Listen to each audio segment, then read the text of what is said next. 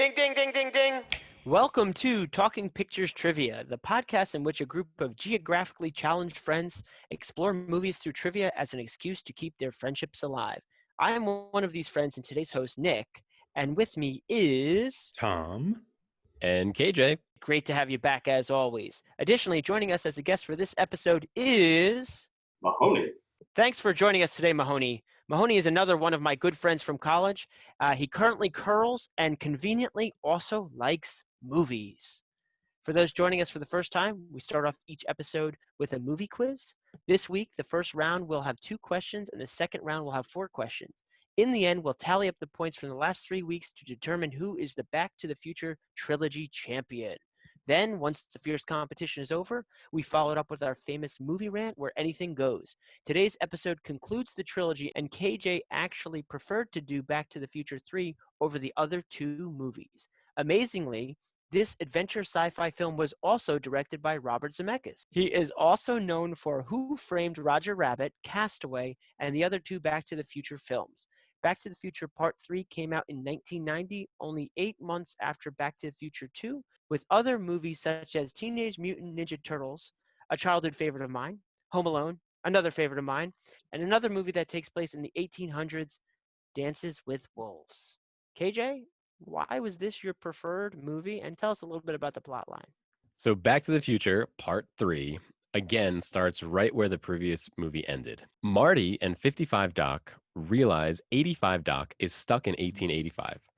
55 Doc rigs a time machine left by 85 Doc for 80 years in a cave to allow Marty to time travel again.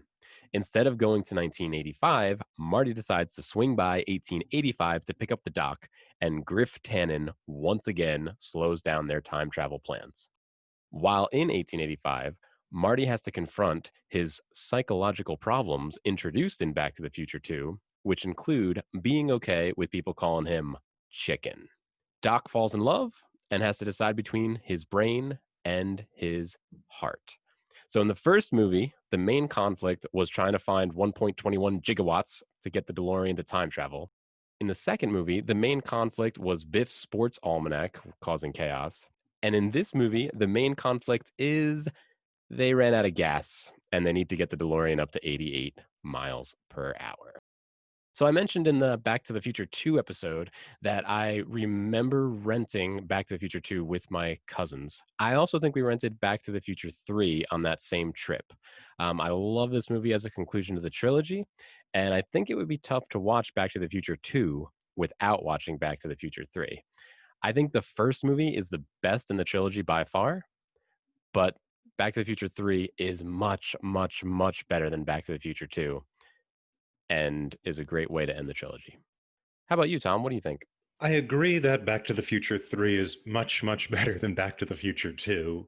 I'm sure that most people would. I have to say, after doing this 3 weeks in a row, I'm kind of exhausted by Back to the Future.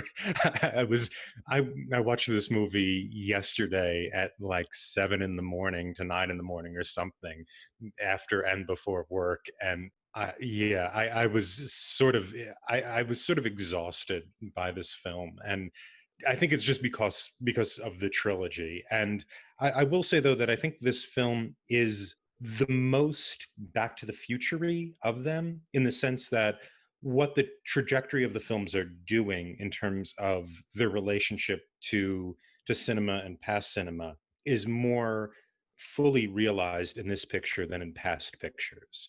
So for that reason, I think it might actually be the most interesting in some ways of the trilogy, even though I enjoyed the first one more. How about you, Nick? What did you think? Well, I will say I was happy we rewatched all these movies. It's been quite some time since I've seen all of them, and I was thinking back to specifically Back to the Future 3, which I have seen more than 2, although 1 I've seen the most. I hadn't probably seen it since somewhere around the college years, which for me was quite some time ago.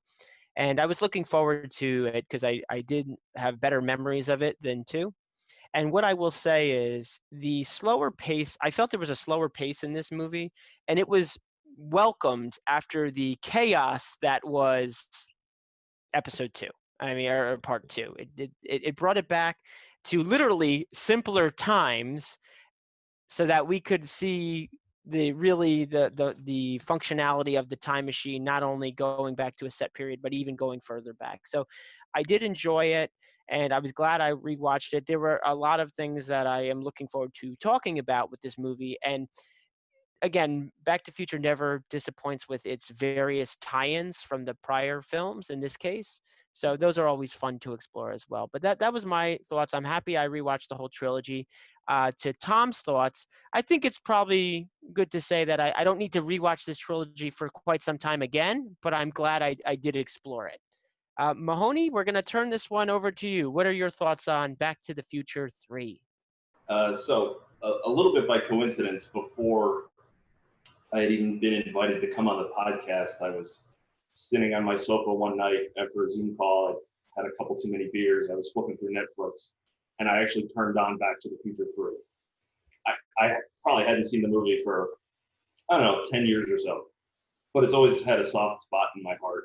I don't think anybody on the planet disagrees that the first is the best. And then second was just kind of this weird 1980s version of what the 2000s is supposed to look like. And it got panned hard. And then since 3 followed so closely on its heels, I feel like they kind of get lumped together unfairly. And it's always, I was a big fan of Westerns when I was a kid because my grandfather watched them and my dad watched them. So the fact that this had kind of a Western theme always appealed to me. Plus, it's easy watching, I guess would be the phrase, in that, it's got a little bit of a love story. It's got a little bit of action. It's got a little humor. It's got Michael J. Fox trying to do an Irish accent. It's got really everything you kind of hope for. So I really think it gets a bad rap. So for that reason, I'm always excited, kind of when I can catch a few minutes of it or watch it. And I'm glad that, I was able to, now I caught up on the whole trilogy preparing for this. But like I said, I think people need to give that movie more of a chance than they do. Well, hopefully after this episode, they will. Now, of course, we always ask the guests a critical question. What would be the best snack to enjoy while watching Back to the Future 3? So this probably wouldn't be movie theater sanctioned, but I recommend, since it is a Western, and given what, the scene with Doc there towards the end, perhaps a small glass of whiskey. And if you're hungry, perhaps some beef jerky, I think would go well with that. That actually does sound like it would be perfect for this movie. So I'm going to turn it over to KJ shortly, but as we are covering the entire Back to the Future trilogy, we thought we'd make it a little bit more interesting by keeping a running tally of points in which each co-host will be facing off against the collective power of our guests. To make things obnoxiously fair, each host had a buddy guest with whom they shared points. You still have to trust me, the math works. Tom's buddy is this week's guest, Mahoney. My buddy was last week's guest, and KJ's buddy was the first week's guest. And KJ, I'm going to turn it over to you for the conclusion of the Back to the Future trilogy. It's time for Movie Quiz. All right, we're heading into round 1. We will have 2 questions for round 1. Each will be worth 1 point. And these questions may be a bit more specific than the questions in our last 2 episodes. I had all these questions written down before we had recorded any of the Back to the Future episodes. The second round should lighten up a little bit, but just a heads up, co-hosts, we'll see how we do. So as I had mentioned in the last episode, I feel that the first movie is Marty's movie. The second movie is Biff's movie. And I think this third movie is Dr. Emmett Brown's movie. So this round is dedicated to him. The categories are The Other Great Mystery of the Universe and Infernal Machine. So Mahoney, how would you like to begin? I'll take Infernal Machine, please. It's time for question 1. At the end of the movie, the Doc shows up in a new time machine that runs on steam. What does the Doc say when Marty asks why he built another time machine? I'm going to lock in. I'm going to lock in and apologize to Tom. I'm going to apologize to our listeners. I think I'll apologize to the world. Locked in. All right, Tom, what did the Doc say? He says that the future is not yet written. And so he creates, I don't remember his exact words, but he creates the time machine to explore these different universes because regardless of what he does, it is still yet unscripted. Yeah, he pretty much said that the future is unwritten, like Tom said, and that it hasn't been decided yet. I don't necessarily understand if that's why he built the time machine, though. Um, I know that's the point of the clip, but the only thing I can remember him saying is that their future still is yet to be determined. I remember him saying the future is unwritten, but I thought the reason he created the time machine was he wanted to let Marty know that he was okay. All right. So we might go subjective on this one. One of the things he says is, you can't keep a good scientist down. So even though Doc understands how dangerous and how catastrophic a time machine can be, he's still a scientist at heart, and he needs to keep doing the science he wants to do. Do you guys think it was okay that he built another time machine after all the events of the trilogy up to that point? Yes, I mean, I'm going to say, well, first of all, we want to see him again, right? And so him building a time machine means he is alive and in the way that we understand that. But it's also, the movie is entirely in praise of science. I mean, the movie is itself made possible by advances in technology, like we talked about last week. And so this idea that a movie that is sponsored by innovative special effects is then going to turn around and wag the finger at the kind of scientific establishment that helped make these special effects seems kind of silly. So I like the idea that in the end, it's just progress is progress. There's going to be problems, but in the end, what's important is that we keep going forward and create these wonderful spectacles. I think the reason I had a challenge answering this question is I never fully accepted the fact that he came back with the train time machine, because along the whole storyline, he's saying how bad it is to disrupt time. And I understand for Hollywood purposes, just like Tom said, we, the audience, want to make sure he's okay. But when it comes down to it, I think it kind of contradicts a lot of what he was preaching the whole length of the trilogy. So it's one of those things to say, do what I say, not what I do. He's like, destroy it, destroy it, destroy it. Oh, you know what? I'm bored. I got a family now. We're good. So I do understand that this was a bit of Hollywood. It never sat right with me, the ending there with the train lifting off and flying into who knows where. But I enjoyed it, and for the fact of it was concluding a wonderful story. See, I kind of agree with Nick in a sense that it does go against. I mean, he must have used the phrase space-time continuum, 6 or 8 or 10 times in that movie about how you shouldn't violate it. But I think turning the train into a time machine is absolutely within his character.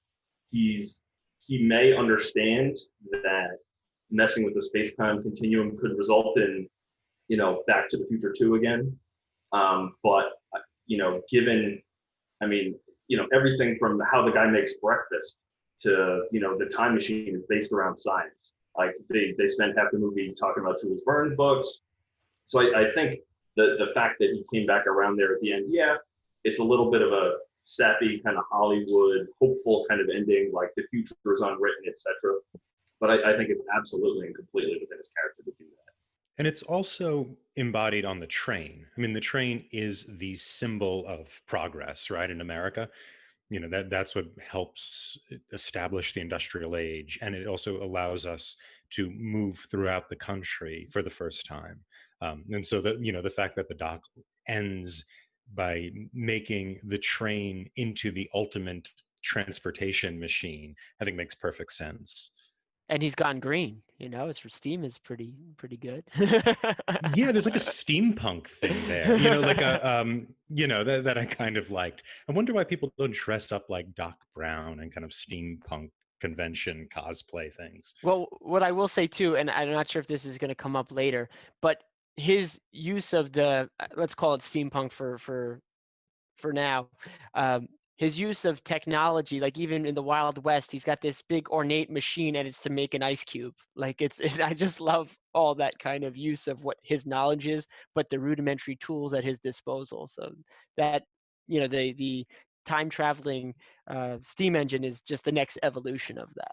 So we're going to give a point to everybody because even though nobody wrote down exactly what I did, All right. everybody did write down something that Doc said after Marty asked him. All right. So next category is the other great mystery of the universe. It's time for question 2. In Back to the Future 3, there is a scene where Marty and Doc are talking about knowing too much about the future. Doc brings up a car accident that will influence Marty's life. Right after this conversation, the Doc makes a big life decision. What decision does the Doc make in this scene in the movie? Locked in? Same, locked in. Locked in. Mahoney, what do you have? So I'm not sure if this is right, but if memory serves, it was the conversation when they were in the graveyard, and it's when he decides to send Marty back to 1885. I believe he decides at this point that he is not going back to 1985. I think, and again, I'm not 100%, but I the only time I remember them like literally planting in the movie, oh, we can't know too much about our lives, was the graveyard scene, because he was wondering if he could like look himself up, and I believe that's where that dialogue may have happened. So this question was back in the Old West, and the decision that Doc makes is that he will not bring Clara to the future. At one point, he's kind of debating, he's going to go back to 1985, and one of the solutions is to bring Clara with them, since Clara was supposed to go off the cliff anyway, so it actually might mend the timeline better than if she stayed in 1885. So at this point in the movie, Doc decides to follow his brain, not his heart, and leave Clara in 1885. How do you guys think the movie dealt with your brain versus your heart from Doc's perspective? Yeah, I mean it's kind of doing both of those things, right? I mean, with Doc has to move from the brain to the heart. That's the journey we want him to make. And I agree with you, KJ. I think he goes through the greatest arc of development, and he's the lead, and Marty kind of takes the secondary role. But with Marty has to go from the heart to the brain. He has to learn not to follow his spleen when somebody calls him yellow or chicken or yellow bellied chicken, whatever it is. And so I think that the movie kind of wants a balance between those two sides of the equation. Yeah, I think in the first two movies, I mean, Doc is sort of a one-dimensional character. I mean, not to say he's not entertaining and funny and all that, but he's, science from morning until night, and 1.21 gigawatts, the whole thing. And there was actually an interesting piece of trivia I read when I was, kind of poking around for this. The grave scene that I just got wrong. When they find his tombstone, Marty says "Great Scott," and Doc says "That's heavy" or something to that effect. Like they essentially flop.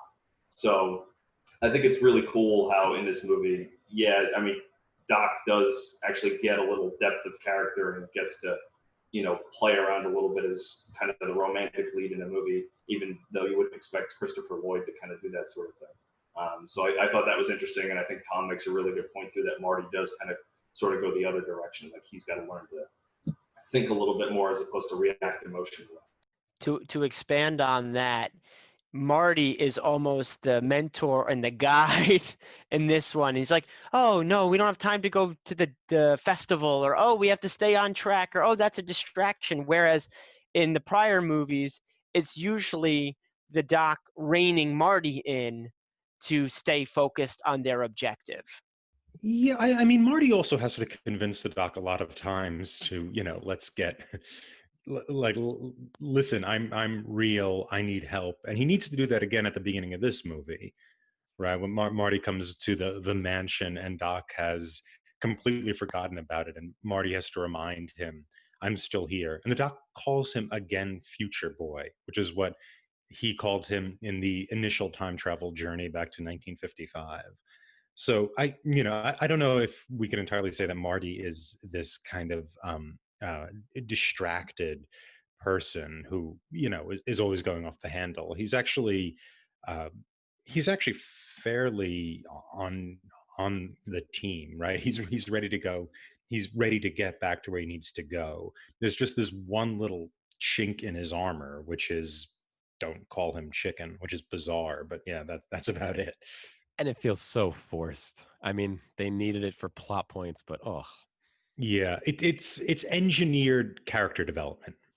Yeah, I agree. And even what I was saying to Tom's point, I'm not saying that Marty McFly is just lost in the world. I just mean when it comes down to some distractions, they kind of flop on who's pulling the reins to get them back on target. But yeah, I actually thought you put it quite eloquently, the difference between Doc's journey in this one versus Marty's. I thought that was perfect.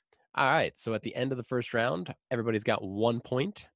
0 points were awarded for the second question, which may have been a little too specific. Okay, KJ. Well, we'll see what you have in store for us when we get back for round 2 after these brief messages. Previously on Marlowe's Spliced Crazed Lab Mystery. What's the case? My husband went missing 2 days ago. Why, he works for Splice Craze Lab. If you ever want to see your husband alive again, bring his super secret files to the main offices here at Jeans by midnight.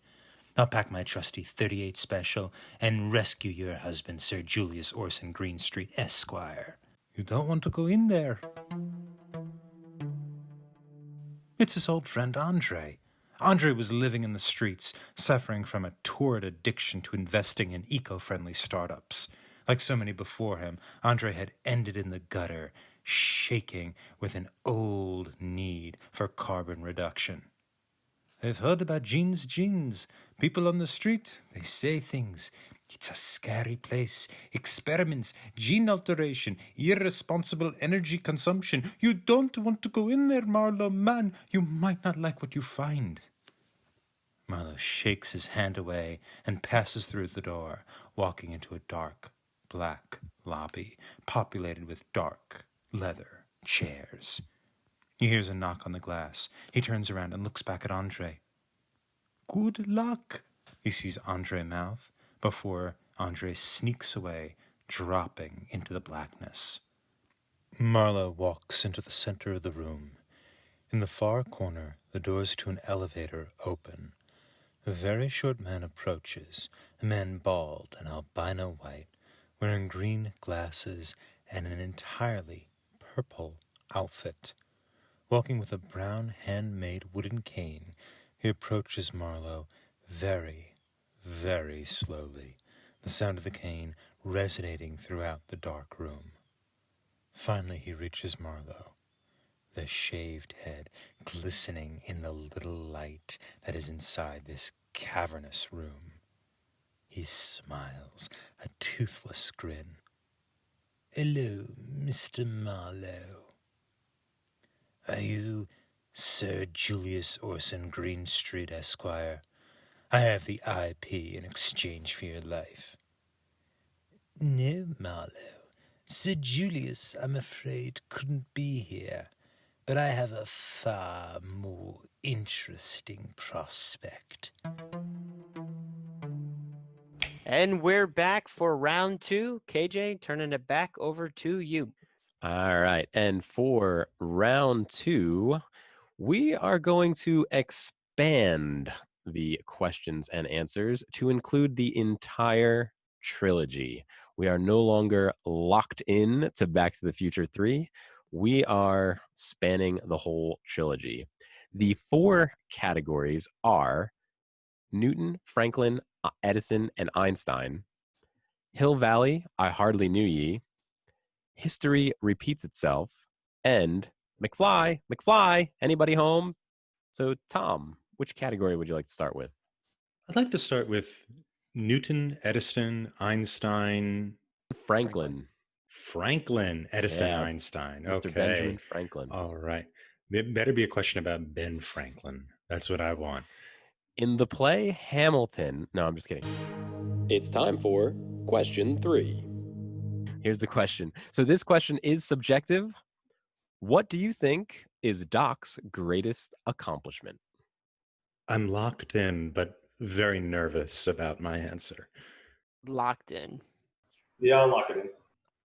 So I wanted my answer to be the Rube Goldberg breakfast machine from the third movie, or actually the Rube Goldberg breakfast machine from the first movie, because really I would gladly have either of those make me breakfast when I wake up in the morning.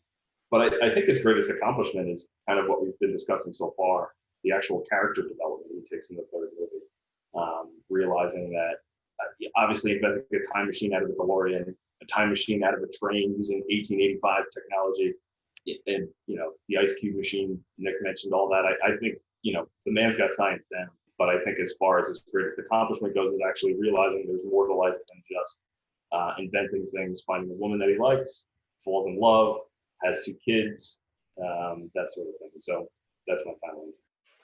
I'm going to go more the sciencey route, and I'm going to say that Doc Brown, by virtue of his space-time continuum, has discovered how quantum mechanics and general relativity go together. This is a question that has bedeviled physicists for the last 100 years plus, and Doc Brown, by being able to travel back in time, has to have solved that problem. And so he has put to rest a 100-year plus debate.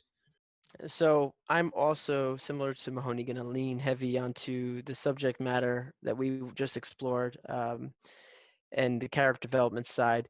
He conquered everything that could be conquered in his world of science, but the one thing that was outside of his grasp, the ability to, and his ability to comprehend, was that of loving another person and literally love at first sight. So I would say he figured out all the science stuff, but his character development arc to really figure out what he truly wanted, not the ability to go through time, but find the right person to spend the rest of his life for, regardless of what time period they spend it in. These are all great answers, but I think the 2 points are going to go to Tom. I think the Doc had a lot of great accomplishments, as we've been listing. I think his character development was important, and his ability to realize he can love other people. But I don't know how much agency he had with that. It was love at first sight. It was something that kind of happened to him, not something he did. Whereas the flux capacitor, wow, now that I say that out loud, that kind of happened to him too, as well, didn't it? He fell off the toilet. He wasn't doing meth. He hit his head. Hit his head. So now that I think about it, how much did the Doc do? Well, he still did it. I mean, he still made it. I mean, the idea that, so I guess we get into like free will versus determinism. The idea that, our thoughts are sort of determined by our biological makeup is, I don't know how strong this movie's defending that. I just thought it was kind of like on the nose to say what was the greatest invention in a movie about a time machine to say it was a time machine. But then again, that kind of fits the path of this movie. So I was trying to go for something that was more relevant to that specific character. Oh, I was gonna say, and he spends, the beginning of the third movie, they when they tell him he's going to meet her at the train station, and he realizes it's the woman he's supposed to fall in love with, he decides he's not going to meet her at the train station. So he actively tries to avoid this thing that, I mean, really it wasn't brought up in the first 2 movies. I mean, there was no hint of a relationship for him other than his dog and Marty. So he actively tries to avoid, and if it wasn't, for the snakes scaring the horses, which then caused them to cause the cart to run, which caused him to have to stay for, I mean, I guess that's kind of the falling off the toilet while hanging a clock moment, right? All of these things sort of happened to him, but both, the ability or the desire to put together the flux capacitor in a time machine, and then the desire once he meets her to actually realize, okay, science isn't the end all be all, and realize there's more to it. I think there's a little bit of determinism, as Tom said, followed by, you've got to make the free will to actually follow through on those choices. This is a little bit of a tangent, but it just made me remember when we were talking about why he came back and all that. Yes, he may have wanted to see Marty, but he actually says his excuse for coming back was to pick up his dog, Einstein. So he decided to make a giant steam engine time machine to pick up his pup. Yeah, I mean, he also at the end, like we said before, says the future is not yet written, and I think that sponsors a kind of free will idea. And it's not to say that there isn't that free will and determinism have to be completely at odds. I mean, you can say there are factors that are indicating in which direction you're supposed to go, but I think the movie is ultimately by being able to change history via these linchpin moments. And I think the movie ultimately is endorsing that you have the freedom to alter the world how you see fit. Yeah, I would agree. I think this movie is a giant commercial for free will, right? Even if you know necessarily how your future is going to shake out, you still have the ability to avoid that car race, or not let somebody taunt you by calling you a chicken, or keep your son from helping a criminal so that he doesn't get arrested. I mean, any one of the number of things that they changed. It's basically telling you that, listen, even if your future is quote unquote written, you can always change it before you get there. All right, let's move on to the next question. The remaining categories are Hill Valley, I Hardly Knew Ye, History Repeats Itself, and McFly, anybody home? Nick, which category would you like? I think I'll go with Hill Valley, I Hardly Knew Ye. It's time for question 4. How many versions of Hill Valley's town square do we see in the entire trilogy? I did not look this up anywhere. I just counted, so my count may be off. But for the sake of this question, we need to have seen the version of the Hill Valley town square on screen. If we did not see it, we're not counting it. So how many versions of Hill Valley's town square do we see in this trilogy? I think I'm locked in. I think I'm also locked in. I'm doing some calculus over here. Some 4-dimensional math. Yeah. Okay, lock in. All right. Tom, how many versions of Hill Valley do we see? We see total 5. I'm also going to agree with 5, but I have a question mark. Well, we're either all right or all wrong, because I also came up with 5. Wow. All right. So I only came up with 4. So let me name my 4, and then hopefully you guys are all right. And there's a 5th. Going in the order that we see them in the movies, as opposed to chronological by timeline. The first Hill Valley we see is in 1985. Save the clock tower. Save the clock tower. All right. That's 1. The next one we see is the 1955 Hill Valley, where we have the famous skateboard chase. The next one that I have is the 1985 Biff Hill Valley, right? His casino is in Hill Valley, I had assumed. They kind of walk up, all those bikers and stuff are in the square. No, you disagree, Tom? Go for it. The next Hill Valley we see is 2015. Yep, and then 85. Then 1985 C. alternate. I am missing 2015 from my life. All right, so from my list. All right, so You need a little 2015 in your life. All right, so going through again. So the original 85, the 55, the 2015, the Biff 85, and then what are you guys saying the last one is? 1885. 1885. All right, points for everybody. So I just wanted to bring up, I really liked how they repeated things in the movies, and that town square was one of the great anchors that brought us through the different time periods. And maybe we've already talked to this to death, but Yeah, the question, by the way, the question mark when my answer was the Biff timeline, I assumed that was his recreation of the town square. So that's why I was like a little question mark, but I believe it is his version of the town square, excuse me. The casino is where the clock tower was. That's the idea, that Biff has eliminated history from, And we had mentioned in the previous episode that this town square is actually used in lots of different movies and TV shows. I think there's 47 different movies starting with an act of murder in 1948 that use this town square as their set. Yeah, I really think it's neat to see the evolution of the town, but not in order too. So like we see what it becomes, we see what it could have become in 1985, then we see where it all started. So there is something kind of enjoyable about seeing the humble roots and seeing it develop, and even the alternate timelines of what it could have been. Yeah, and what's interesting, what did you say, 47? That it's in 47 different. Yeah, looking at the Wikipedia page and counting, it was about 47 different Ooh. movies. Yeah, I mean, it is a movie about movies. And I think Back to the Future Part 3 is more firmly about a movie about movies. And it's especially sort of Back to the Future 3 via the various references, which we'll go into later. It's placing itself in the canon of movies.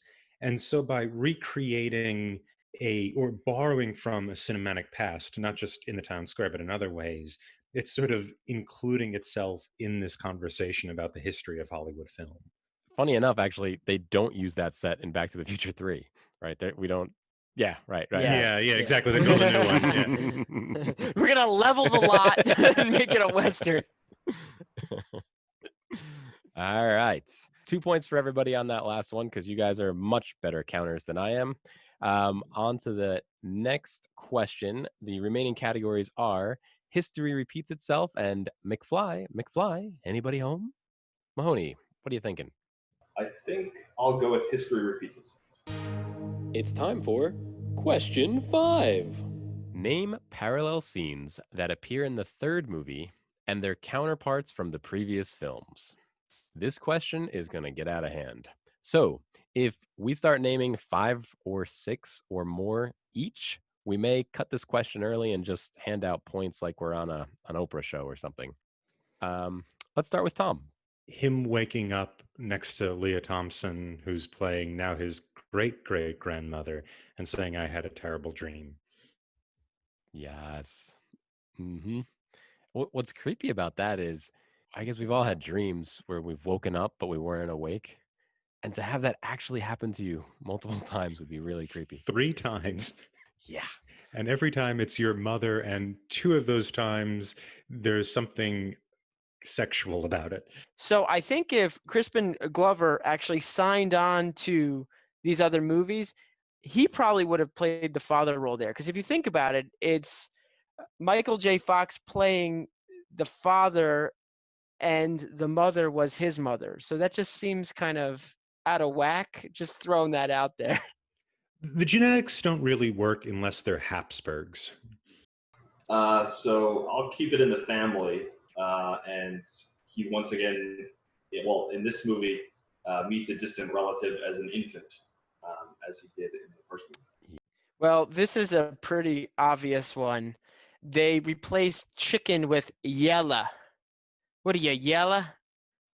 The scene where Marty is in the saloon and Mad Dog Tannen comes in. We've seen that in the first and second one.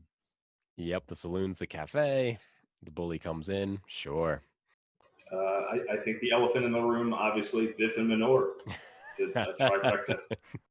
Yes, indeed. The use of manure in this film was very well placed. Yeah, these are all been really good. Let's go free for all. Anybody's got them? Throw them out. You're all getting points. This is great. The way the scene is edited when Buford Tannen is hit in the face. There's a kind of 3-part cut that mirrors the same edit that happens when George McFly hits Biff in 1955 version B. The scene where the marshal is taking the firearms from Buford and his gang, and you realize the marshal is actually the principal from the first couple of movies. And then he turns to his son and talks about discipline, like he's training the future principal of Hill Valley High School. Future Boy. Doc calls him Future Boy and closes the door on him again. So I had mentioned it earlier, but in the third movie and the first movie, I mean, you had to call back to his Rube Goldberg breakfast machine in the first movie where he makes himself breakfast. Yep. Almost shot for shot. Yep. And then the other one that I thought of it's different thematically in the movies. But in the first movie, he's on the skateboard, kind of being drugged behind the Jeep as he goes to school. And then in the third movie, he's being drugged by a rope from a horse. So it's for a different reason, but he's still being drugged through the town square, basically. Yeah, I'd even say in the first one, it's the skateboard. The second one's the hoverboard. And then this one, it gets kind of dark. He's being dragged by that horse, but it's the same idea. Yep. When he goes to different time periods, he's always criticized for his clothes. When he goes into the saloon in Back to the Future 3, they all make fun of him for his cowboy outfit.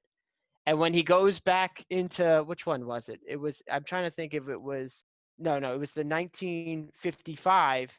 She's talking to him about his crazy underwear because they haven't seen anything like that. Like his clothes look very foreign to him. Yeah. To the mother role. Yeah, no, that's a good one. I'd even say, they make fun of him for his cowboy outfit in 1885 is very similar to how they keep asking him if he just jumped ship, if he was from the Navy. Yes, exactly. Yep. That was, I couldn't remember. There was another Yep. one in the cafe, and I couldn't remember exactly what the clothing was, but it was his vest. Yep, an orange vest. But again, it kind of keeps recurring, his clothes. Could we consider the dance a recreation of the first one?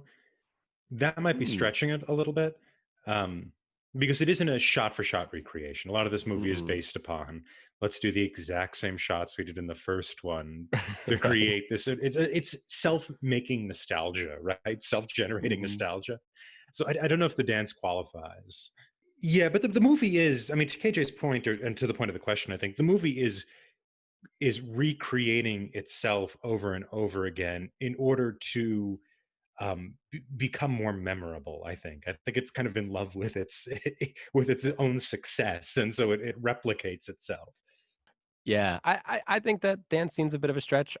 If either Marty or the Doc, like if the Doc found a set of bagpipes and then got that party cooking like Then Marty had done, yeah. I think that would have been a step further. By the way, do you guys think the Doc can dance?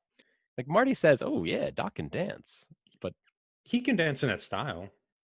Yeah, he fit right in with, like, think about it. If you went back to 1885 and you didn't know, like, he blended in with the rest of them. So I think that means he is nimble enough to adjust and adapt to what the audience is doing. It's also a particular dance that he knows how to do.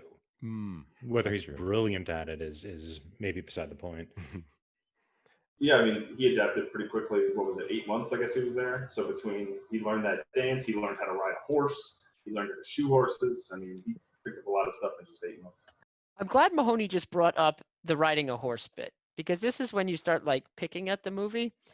How is Marty proficient on horseback? I said that exact same thing. Yeah, and not only is he proficient, there's a scene where he's riding literally bareback. He doesn't even have a saddle on. So, like, he is really good at horseback riding.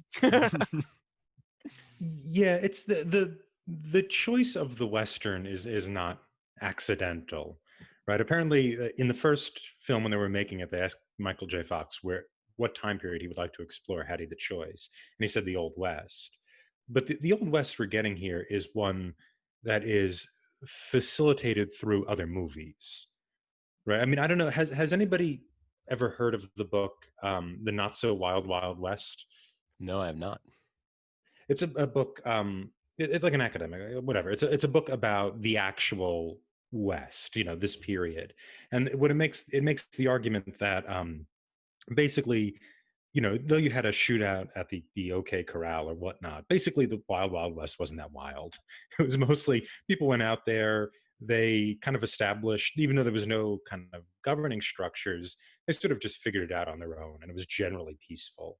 And this idea of the Wild West that we see in this movie isn't really made from history. It's made from John Ford, from Leone, from Howard Hawks. It is a time travel back into an older Hollywood genre, which makes sense, right? Because when they time travel back, where does he go? He travels right into a movie screen in order to go back in time in this version of 1955. And so, once we go back into 1885, we're no longer interested in kind of the archetypes of a particular decade. Now we're interested in the archetypes of a cinematic experience. I always did enjoy that scene too with the Native Americans. Like it really was a cool. He's like, oh, don't worry. The native. Well, he actually says Indians dating this movie, but the Native Americans won't be there, and he runs right into the tribe.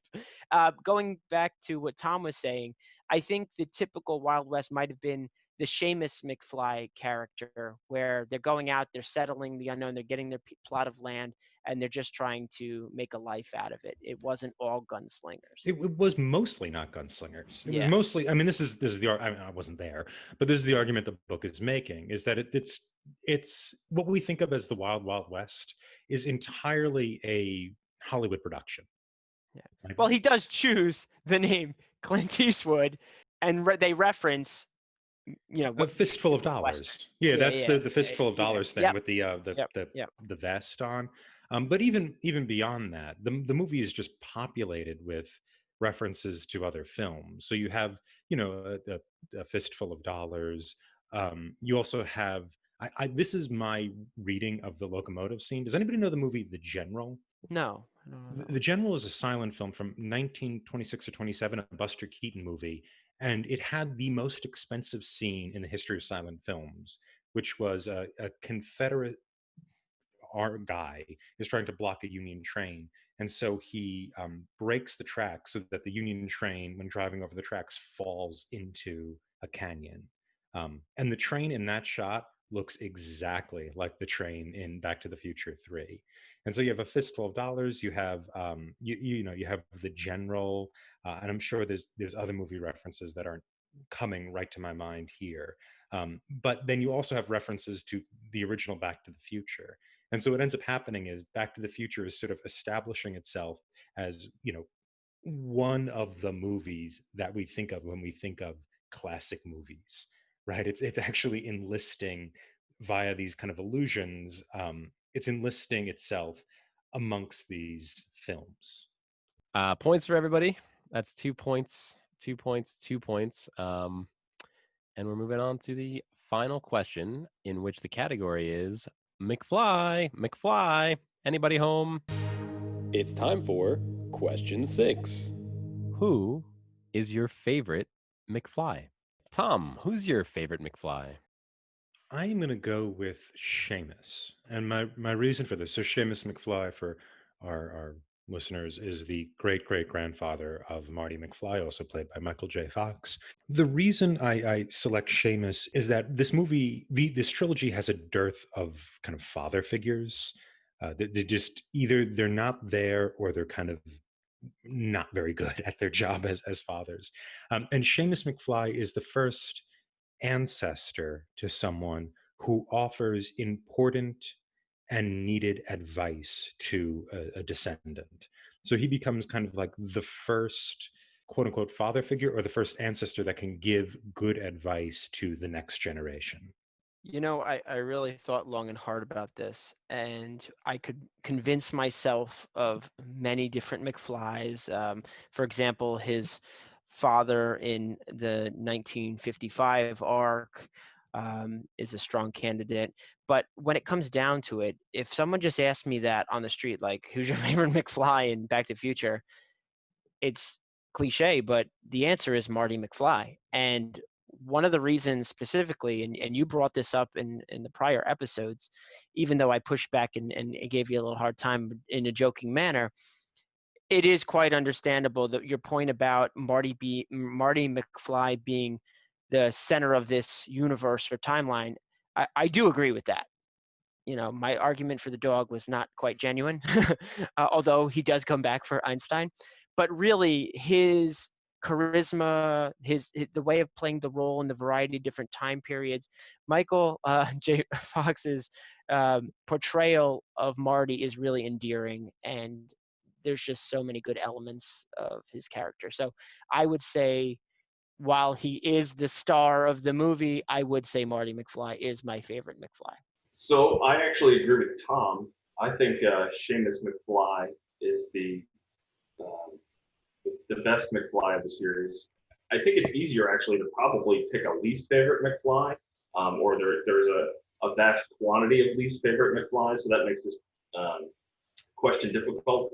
And again, my answer isn't solely because, again, you get to see Michael J. Fox do an Irish accent sort of poorly. But he's the character that essentially cements Marty's character arc, right? He's the little angel on his shoulder sort of thing that says, listen, you don't have to do what they tell you to do just because they call you chicken or yella, or, you look like an idiot in front of these barflies you don't even know anyway. So he's the, to borrow Tom's phrase, he is the father figure. He's the guy who gets Marty over the hump finally. And, then at the end of the movie, we finally see his influence when, he doesn't take up needles on the car chase, right? So, and essentially uncements what had been his 2015 future with the car accident. So I think I got to go with Shane's. This is an interesting question because it was phrased, what is your favorite McFly, not who is the best McFly. So the reason I chose, even though he is the main showrunner, he is the favorite because as far as I know, no one says, oh, you got to see the Back to the Future trilogy. Seamus McFly is amazing. The idea of favorite isn't necessarily, it depends on how you look at favorite. So a favorite could be someone who you see yourself in or who you would most like to be. Often, like, the lead is someone who, the lead in a movie or a lead in anything would be somebody with some sort of deficiency that we don't imagine ourselves to have, right? Because then the lead has to, like, get over that deficiency to become a new person, end of film. And so having a favorite for me is often like the person I can see myself in, and I'm as blind to my own flaws as everybody else in the world is. And so, you look for that character who's a little more stable. Well, so great answers. But I think it's going to Nick. I liked how Nick used Marty as the center of the universe as the reason why that was his favorite McFly. Not trying to make any comments on anybody here on the show. But yeah, 2 points to Nick, which brings the total for this week to Tom, 7 points, Nick, 7 points, and Mahoney, 5 points. Well, we find ourselves at the end of the trilogy for Back to the Future. The final tallies are in order of least to most. KJ locked in a solid 13 points. The guest contributed 14. I came up 1 point higher at 15. And it looks like Tom, who thoroughly loved every single movie of the trilogy, came in at 19 points to become our Back to the Future trilogy champion. Congratulations, Tom. Yeah, thank you. I think I enjoy these movies the least out of all of us, ironically enough.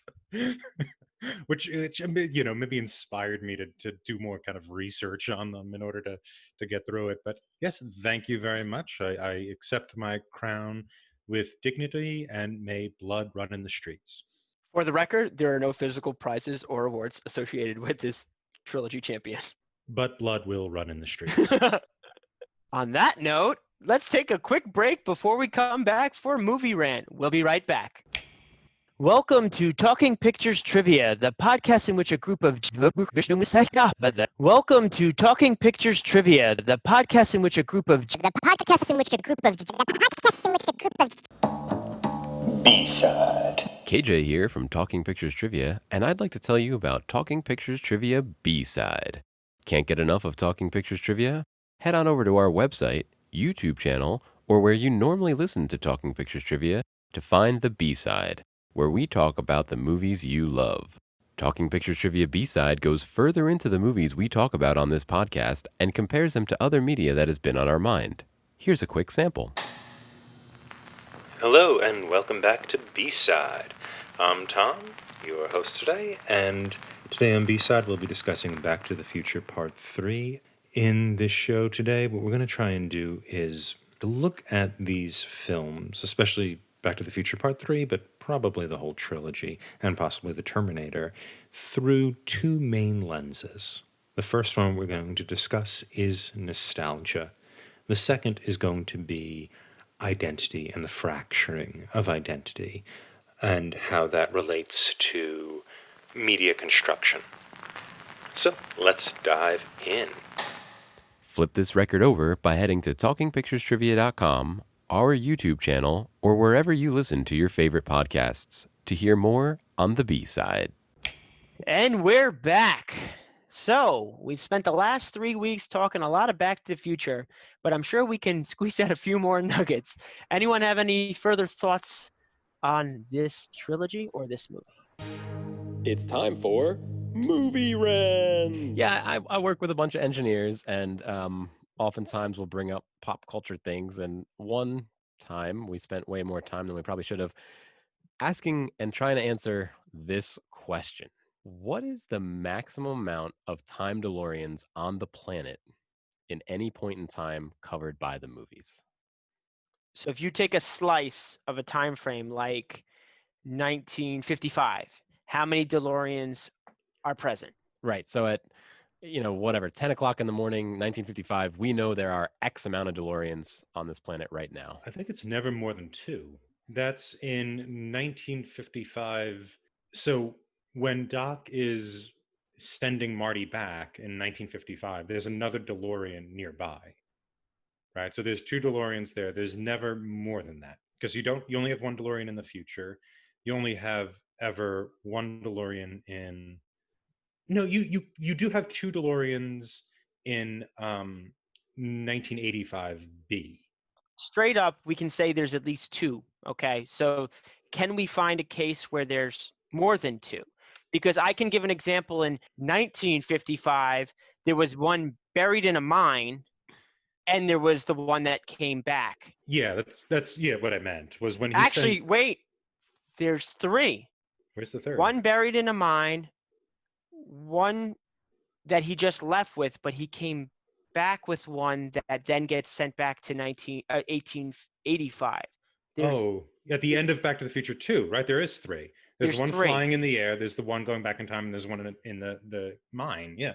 Well, don't forget, while you're talking about those 3, at the same time, Biff stole the DeLorean and has it where remember, he brings the almanac back to 1955. Yeah. So we might be up to 4. Yeah. Yeah, and that we came to the same conclusion. I was kind of surprised. I think there are at least 4 DeLoreans the day that the clock tower was struck in Hill Valley, all at the same time. I just thought that was kind of a funny, like, once you start counting them. Well, on a related topic to the trilogy, I will say, and I kept forgetting to bring this up in the introduction. This was the first time I ever saw a connection of movies, of sequels, that was like blatant. So from the first movie, to be continued, the second movie, part 3's coming, and they literally do an advertisement for part 3 coming. I had never seen that before, where it was like, sometimes you get a sequel, okay, it's coming, but these ones, they literally take the first few minutes of the end of the last movie and make it the beginning of the next movie, and it just follows through. So that was the first time in my life that I had ever witnessed this blatant connection. Yeah, it's kind of funny. They have that trailer for the third movie at the end of the second one. And my understanding is trailers used to trail movies. That's how they used to advertise future movies in the theater, is they would trail the main movie as opposed to being beforehand. So that's kind of funny that this also harkens back to the older movies with a literal trailer.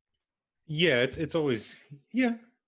I mean, it's always kind of harkening back to the old movies, like we talked about before. What I like about, or maybe not what I like, but what I read it as doing is it's sort of it's a kind of a movie about movies. As I said before, it kind of is made out of the stuffing of other films, be it the general or even non-westerns, like Taxi Driver. There's a Taxi Driver scene in it when he's standing in front of the mirror, like pulling out the guns and whatnot. And it seems to move from a reference to historical periods and putting historical periods in the mode of nostalgia. So remember the 50s. It's this great nostalgic time. And it moves from there to remember Back to the Future. What a great nostalgic movie. And it becomes like kind of it goes from creating or replicating a fake world, a simulation that never existed, to replicating and simulating itself in order to in order to give us that experience. I think this is like the poster child of a Hollywood movie in the 1980s. Like it just encompasses it all. Yeah, and borrowing what's it, the three barflies who give Marty grief whenever he's in the saloon. I know one of them is Harry Carey Jr. and I forget the other two guys' names, but they're famous barflies and drunks in westerns. You have the guy who gives Marty the Colt is the deputy from Blazing Saddles. It's the same actor. Oh, I didn't catch that reference, but it's yeah, like yeah. bringing in these actors from other westerns, right, to kind of create essentially a pure cinematic western as opposed to trying to recreate their own universe. I know for a fact that one barfly, he's got down that like Western accent. I'm sure I've seen another Western that he was in and had the same kind of sound. Yeah, I think that's Harry Carey. Yeah, like it's just that iconic.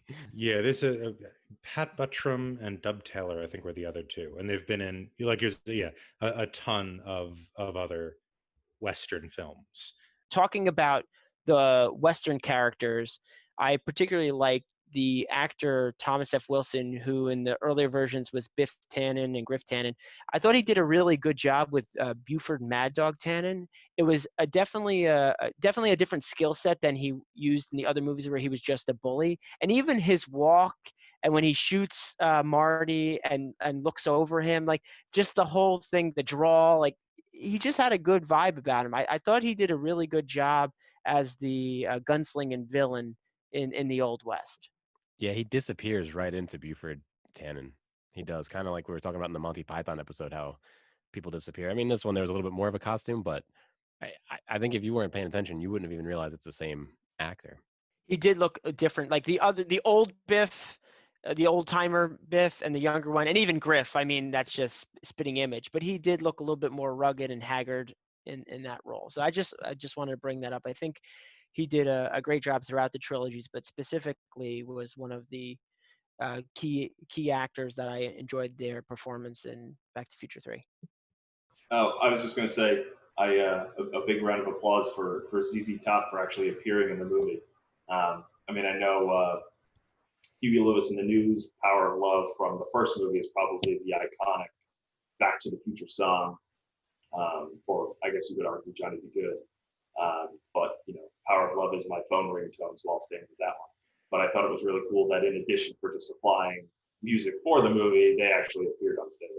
Yeah, and also Flea from Red Hot Chili Peppers is for some reason in this movie. What is his role? He's Nichols, or is that his name? Needles, the guy who races him. Oh, I'm so glad you brought up Needles, because I've seen these movies a million times, and for some reason, this is the only time I connected that the end sequence where he's going in the race was the same guy who made him lose his job in Back to the Future 2. I don't know why it just like never connected to me that it was Needles. So Needles knew how to push his buttons in high school and later ruined his career. Well, Marty ruined his own career, but led to instigating the ruining of his career later. So I don't know how I never made that connection after all these years of watching this movie. He's also one of the greatest bass players of the last 30 years. So Needles really does get around. Do you guys think they needed that scene for closure for the trilogy where we see Marty grew? Yes. You do think so? I thought it felt a little out of place. I thought we were done. The train goes off. Yeah. I mean, you need the scene to know that he doesn't get in the accident. I mean, it's an awkward scene, right? It doesn't seem to flow very well. But in terms of, if you don't have that scene, then you have to assume that Marty has grown without any evidence that he's grown. Yeah, the future's unwritten. I think I would have left it. To be honest with you, I think that scene flows better than the flying train time machine, but I know why we all enjoy it, okay? But I think when it comes from like movie design, just like Tom said, that actually brought closure, whereas the flying train steam engine time machine just was for the fans. But you need, I mean, the flying steam engine time machine it's so important to kind of like the themes of the movie. I mean, yes, we need to see Marty grow up, and we need to know that Marty's not going to get in an accident and he can still play music, right? We need to have hope for Marty. But I mean, the train though is like the great 19th century symbol of progress, of advancement. And this movie is just saying we are working in that tradition, right? It's not just, we're not just entertainers or whatnot. We're entertainers who are made possible by this kind of great idea of American advancement. Um, and it's that ties into the Western too, which is the American genre. And yes, Leone was an Italian, and they like Italians made a lot of Westerns.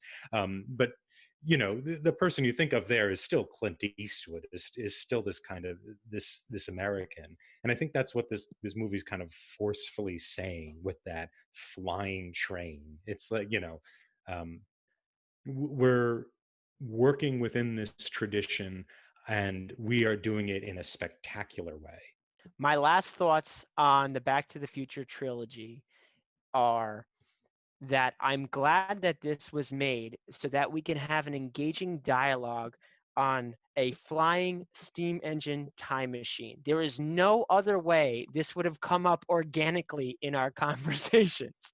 So for that element alone, I'm glad everything was created in the manner it was. So I dispute that we couldn't possibly come up with a flying steam engine train time traveling device without Robert Zemeckis. With a few drinks in, or what? Oh, absolutely, I'm sure. And I'm waiting for the fourth one where we get the time traveling boat.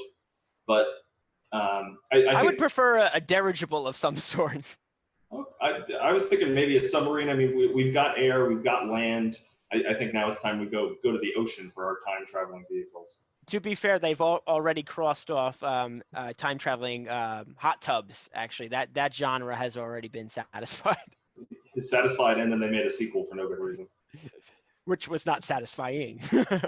No, but I think that whole end scene there between the train and the Marty refusing the race was just kind of a moral of the story. Kind of, I'm going to hit you over the head with a mallet and make sure you understand that the premise of this movie, or the premise of the trilogy as a whole, is to tell you, like, look, even if the future is, quote unquote written, even if you could travel to the future and see what you look like in 10 or 20 or 30 or 40 years, you have the power to change it.